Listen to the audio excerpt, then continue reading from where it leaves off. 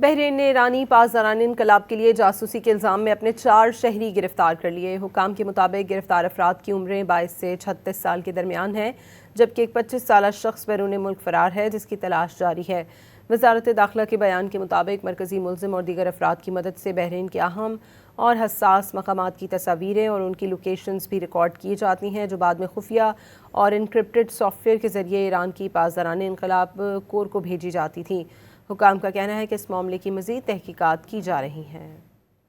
بحرین نے ایرانی پاسداران انقلاب کے لیے جاسوسی کے الزام میں اپنے 4 شہری گرفتار کر لیے۔ حکام کے مطابق گرفتار افراد کی عمریں 22 سے 36 سال کے درمیان ہیں، جبکہ ایک 25 سالہ شخص بیرون ملک فرار ہے جس کی تلاش جاری ہے۔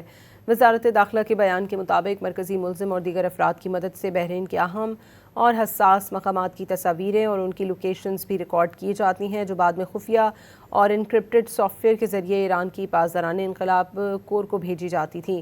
حکام کا کہنا ہے کہ اس معاملے کی مزید تحقیقات کی جا رہی ہیں۔ بحرین نے ایرانی پاسداران انقلاب کے لیے جاسوسی کے الزام میں اپنے 4 شہری گرفتار کر لیے۔ حکام کے مطابق گرفتار افراد کی عمریں 22 سے 36 سال کے درمیان ہیں، جبکہ ایک 25 سالہ شخص بیرون ملک فرار ہے جس کی تلاش جاری ہے۔ وزارت داخلہ کے بیان کے مطابق مرکزی ملزم اور دیگر افراد کی مدد سے بحرین کے اہم اور حساس مقامات کی تصاویریں اور ان کی لوکیشنز بھی ریکارڈ کی جاتی ہیں، جو بعد میں خفیہ اور انکرپٹڈ سافٹ ویئر کے ذریعے ایران کی پاسداران انقلاب کور کو بھیجی جاتی تھیں۔